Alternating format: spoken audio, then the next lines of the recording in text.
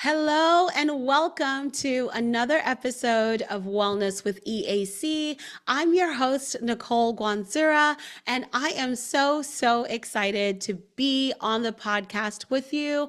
I am a Wellness at Work facilitator, and this entire podcast is dedicated to helping you be your best at work, or maybe you are on the journey to work. We're going to be talking about mental well-being, professional development, as well as how to manage your finances. We'll sprinkle some faith journeys in there as well, because these are things that really excite me, and I've also heard really you enjoy listening to.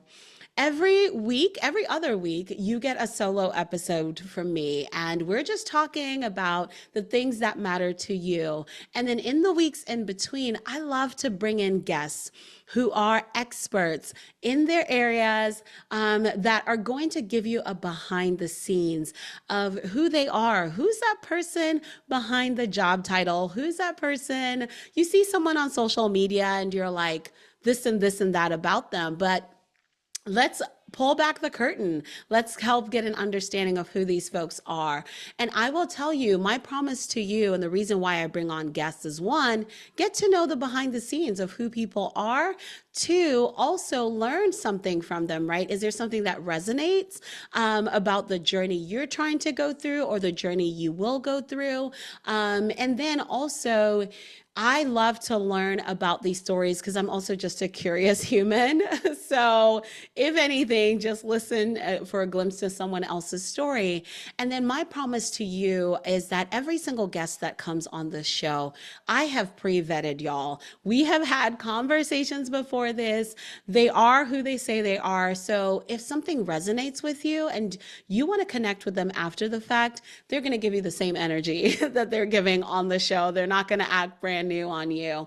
And I really appreciate that, because when we're talking about well-being, it's so important to come as our authentic selves. My guest today is an absolute superstar. She is an amazing human. And what I really love about Aneesah is just the power of what networking has done for us in terms of just us connecting, finding so many relatable things in our careers and running businesses, just being amazing women in business. And I've learned so much from the work that she does, and I cannot wait for you to get a little bit more. So I'm going to hype Aneesah up a little bit, and then she's going to come in and tell you more about who she is and share her background.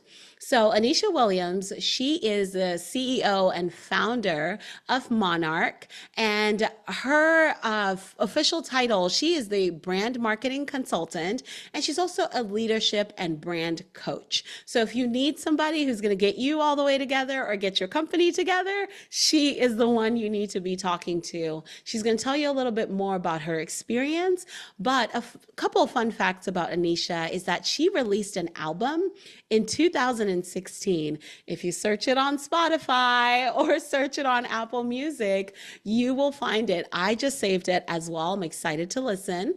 She has lived in Hong Kong, and also she danced on Soul Train.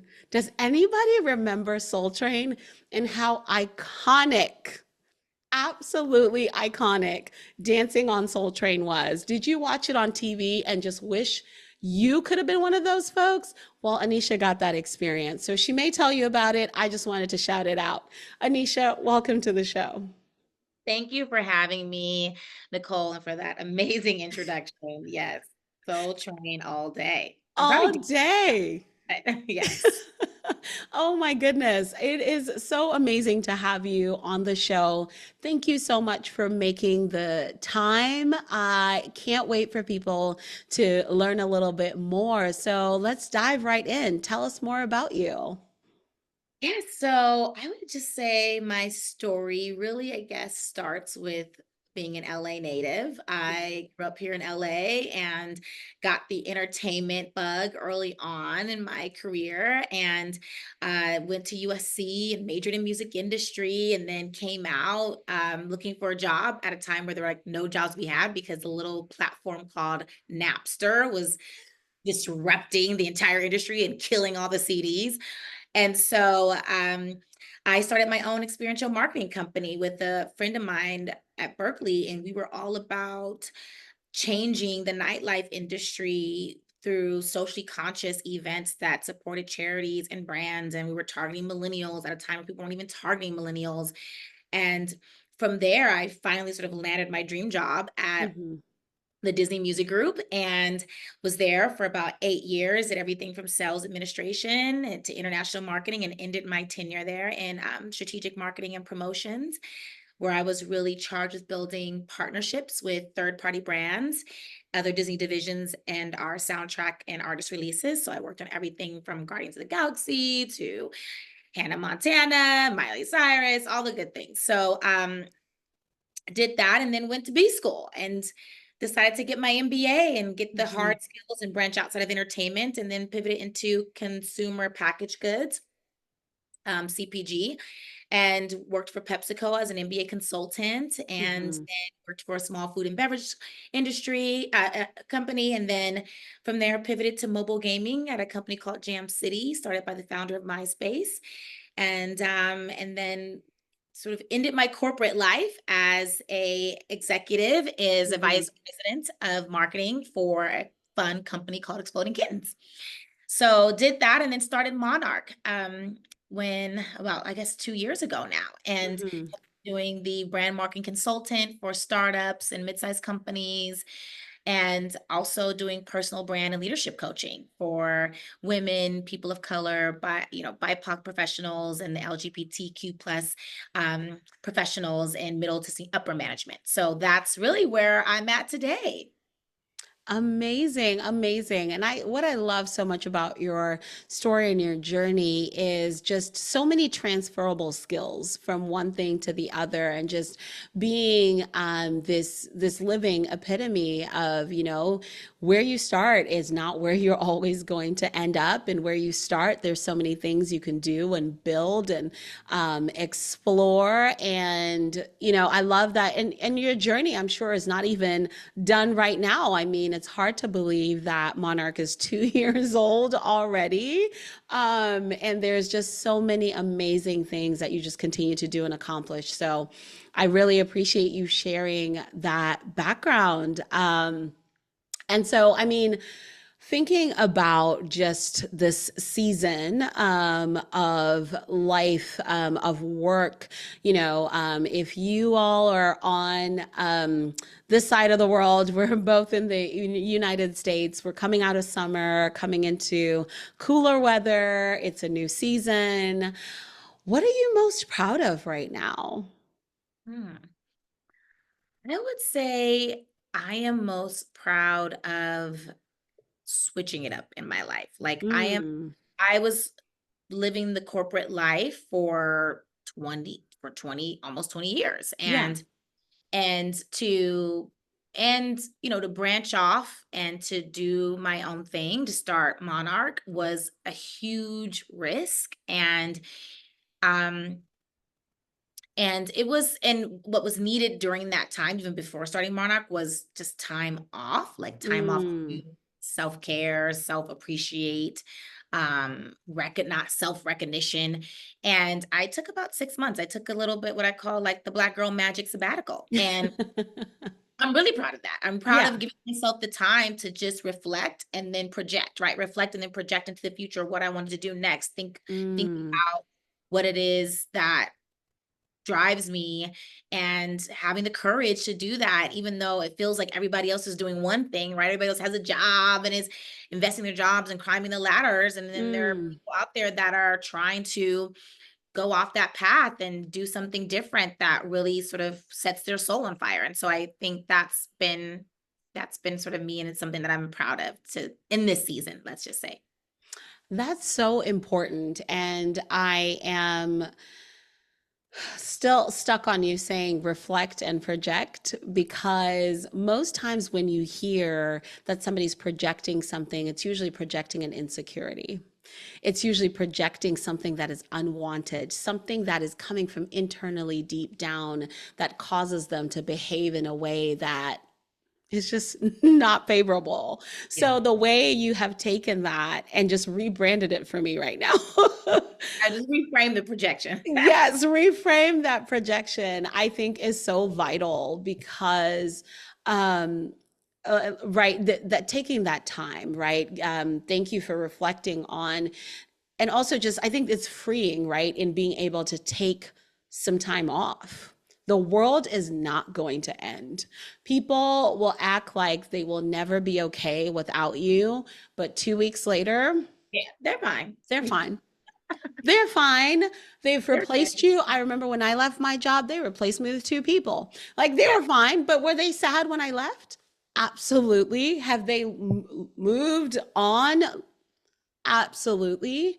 But then we're caught in this rigmarole of like, you've got to do something, do something. And I did that. I didn't take enough time off before I started EAC. And so I love that you're talking about that because then you really get that time.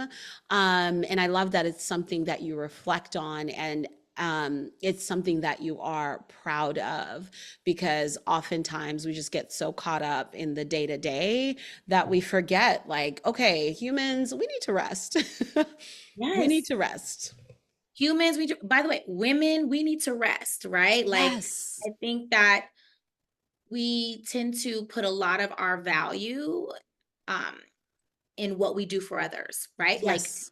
and there's a lot of guilt when we do things for ourselves, right? When we take that moment to be selfish in the best way, right? I'm using a lot of words that Mm. are deemed kind of negative, right? But Yeah. like, yes, it's time to say it could be about me for a change. I can Uh-huh. put myself in the back burner and transition myself right up to the front, and I don't have to feel guilty about it. I don't need to feel Yes. guilty about it because everything in my world revolves around me because I make it go around, right? If I'm not well, if I'm not healthy, if I'm not motivated, if I don't work, if I don't appreciate the hard work that I do, then why should Mm-hmm. I continue to work hard for myself, right? It's like if Right. you don't appreciate and recognize what you do, the hard work you're putting in, why should you continue to work hard for you, right?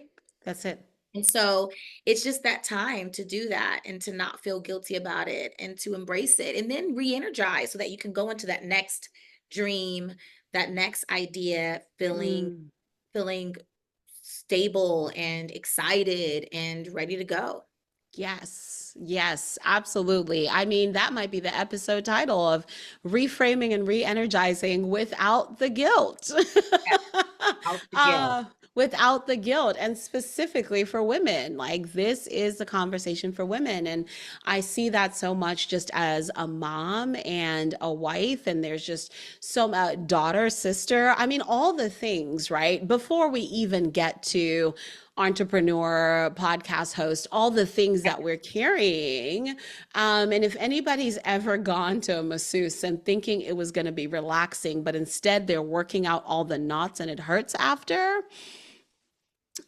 it's just a reflection of all those things we continue to carry, but are always feeling like you need to see it. I'm not working hard enough if you can't see it. It's Yep. not reflecting enough. But like you said, that motivation to work hard for you. Because if you're always working hard for somebody else, you're always going to feel empty. Yep. Yes, Yeah. exactly. Why should you continue to work hard for you if you don't appreciate it? Right. And so it's this like working hard for yourself, but also appreciating the hard work that you're putting in, right? And giving yourself Mm, that vacation, that downtime, that yes. taking off the pressure a little bit, right? So Mm, that you can continue to work another day, right? Or whatever work looks like, right? Work that's could it. look like a passion. It can look, you can feel good in it, but at some point you need a break, and the break isn't necessarily to say, oh, I just need to relax and let go. Sometimes a break is just to just enjoy how far you've come, like to just sit back and take stock and like, oh my gosh, like I've done so much and I am so Yes. proud of myself, right? I want to Yes. just thinking about, oh, this is next, that's next, need to move on to the next thing. It's like, wait, let's look back and see how far I've come. Absolutely. Absolutely. And that, it's so important because I know when I started this podcast, after just being fearful for so long, this podcast re energized me. It brought joy back into my work. It took away the everyday feeling of like, okay, did I pitch enough? Did I put myself out there enough? Did I post on LinkedIn enough? Did I network enough? The answer was always no. It was always no. And you and I have talked about this so much behind the scenes, That's about it. And it just brought so much freedom in changing pace. And 32 weeks later, this is the single most consistent thing I have yes, done. And I love it. I yes. absolutely love it. And it keeps me energized. So I'm like, oh, I like this thing. There's other things in the business that need to get done and they're hard and they're time consuming, but you're finding the thing in the midst of everything else happening. So I love where you're going with this, and I need to make a note to myself because this is what we need to title this episode because people just really need to be thinking about that, especially women and especially women of color. So, I mean, as we reflect on what you're proud of, right, we're looking at also this amazing background and experience you have. Is there any part of your journey that you think about and say, you know what, I might have done that differently? Mm. Hmm. Oh, that's such a good question because I feel like I always have these thoughts of like, oh, I should have done that differently. Like, oh, Yeah. I could have optimized that a little better. But I would say what I would do differently is I would I would stop preparing myself to fail. So Mm, in my past, for sure, I would have a plan A. And I think a lot of people will be able to relate to this. Like I have a yeah. plan A. But then as I start to think about how to get plan A, something that, insecurities, self-doubt, all these self-limiting beliefs come up. And I'm like, well, just if I don't get plan A, let me get plan B and Yeah. plan C and a plan D. And I find that I just can go after the plan B and the plan C because they seem more attainable, right? Yes. And I'm actually never really going after the plan A. And so one of the things I think back when sort of my younger part of my career is like, I would have just gone for plan A and realized that there are just different ways of getting there, right? You Mm, don't even need a plan B, plan C. You just yeah. need different plans to get to A, right? And that's what I remember a mentor said to me. He said, stop preparing yourself to fail. Like, Mm, just go after, you know what you want, you know what the goal is, you know what the dream is, go after it. And yeah. if you fail, then you find another way to get there, right? Yes. Versus abandoning the plan and having this backup, because reality is that you just live in the backup land, right? You're just living in the backups and you're just accomplishing backups and you're not Right. accomplishing what actually really fulfills you and drives you. So that's something I think Mm, a lesson that I'm glad I learned, but if hmm. I could go back in time, I would have started out the gate with that perspective. Absolutely. But as humans, we always have to learn the hard way a little bit. Exactly. 100%. Just a little bit. Like, if your mentor had told you this before you had experienced any kind of hardship, you Yeah. probably wouldn't have listened or heeded that advice. It was Uh, only after the fact when you're looking at those consequences. I was listening to something earlier this week. It was by Myron Golden. I don't know if you've ever listened to any of his stuff, but he does a lot of like motivational conversations. Some of them there's like scripture based, but he also talks about like business and just kind of. I just really like his approach from the couple of things I've listened to, and he was just posing the question of, how would you act or behave when you knew like everything else, like if you knew that there was just like no way to lose, like everything was already sorted out ahead, like how would you behave? Like how would you react if you already knew like you were going to win this thing, right? And I think it reminds me so much of what you just said in terms of that mindset, because a lot of times we say a lot of things but we're living in that backup land. We're like, oh, I believe in this. I believe in myself. I believe in my business. But I don't think I can make this thing happen. Maybe let me just put this on my credit card, or maybe let me just leave this, or who am I to put out that offer? And then you forget that you've got like almost 2 decades worth of phenomenal experience with some of the best brands and worked on some of the best. I mean, I remember when you told me initially, just even like Hannah Montana and and Miley Cyrus. So you're gonna laugh at me, but one of my head wraps, any woman, especially Black women, we know we cannot sleep without wrapping our hair. Oh, yeah. And I know a lot of women, especially like also curly haired women, are putting wraps. So I have this wrap that now my daughter uses. It is that old because that thing is old faithful, but it has no holes in it. But it's a Hannah Montana No way. head Oh wrap. my God, I love that. It's a That's Hannah amazing. Montana.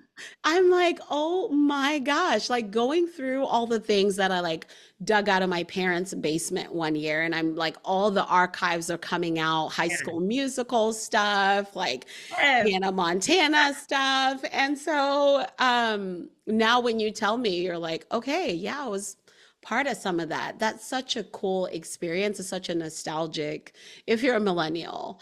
If you're not, Miley sang Flowers, but that's not the Miley from back then. Yes. Certainly not Hannah Montana. But anyway, I digress because I needed to fangirl for a minute. But anyway, so thank you for just really reflecting, right, on what you would have done differently, but also what it has positioned you to do and see and think. So you're not living in backup land because you're seeing the fruits of what happens when you're finding all the ways to get to that plan. Because likely that's your God ordained plan. That is the thing that he said. Just trust me. Do a couple of steps, but I'm going to take care of it. But if you don't take that first step, how can I help you Yeah. do and achieve? So I appreciate you reflecting on that and just sharing that. And just kind of thinking as well about your experience. Have you ever come into a situation where you really just faced some adversity or just an overwhelming challenge, whether it's personally, professionally, and how did you overcome it? Well, oh, geez. I think there's quite a few examples of that. Yeah. Um, the hardest part or the hardest thing I think that I've had to face is heartbreak um, Mm, in the workplace. And mm, what I mean by that is being a Black woman and knowing, you know, knowing for sure that I didn't get that promotion or mm. that opportunity because of things about myself that I cannot change. Yeah. And no, and being excited and passionate and putting all the hard work in and all those things, and you get these, yes, but you're not what we're looking for kind of thing. You can do Mm-hmm. the job until we find what we're looking for, which in the end has been a cis white male, right? Um, and so that is when you're passionate about your career, you're passionate Mm-hmm. about your industry, you want to move up, right? You're doing all the hard work. You're Mm-hmm. asking for feedback. Everyone says you're doing a great job. They can't really give you anything, tangible to explain why you can't get to that next level, but it's Right. just that you just don't fit, right? You're just not a fit kind of thing. Yeah. That is that's hard. That is hard. Very. Um, and so, what I learned in my career is this balance between advocating for myself and picking and choosing my battles. And Mm-hmm. so, there have been times where I've had to have very difficult, very direct conversations about like why, right? Why am I not? Mm. What is it about me, right? And Okay. calling a spade in that way, right? And the other side of it is picking and choosing my battles. Perhaps this Mm. is the battle that I need to fight right now, that there is another way around this obstacle. And usually that is my success will be my revenge, right? So I Okay. will Yeah. going back to that plan A, right? I know I'm trying to get here. I will get Mhm. here with or without you, right? I will get Right. here. I will get to that place at this company or in this situation or somewhere else, right? And so, or Yes. on the team or whatever that looks like. So, I think that's sort of how I overcame it. It's one, having Mm. a network of people around me who understand, who empathize, Yes. who are my cheerleaders, people I can Yes. talk to about this that get it. And then two, being resilient. Like, Mm. yes, it doesn't mean I push it down, I ignore that it doesn't hurt, that it's not heartbreaking, that it's not Right. sad, that's painful. I feel all of that. And then it's about, all right, now what am I going to do about it? Mm. What am I going to do to go and one, try to make it easier for the other people that are like me coming, behind me, Yeah. and two, not letting it stop me from getting to where I'm trying to go. That is powerful because most people stop in the wallowing stage of Mhm. this has happened to me. Woe is me.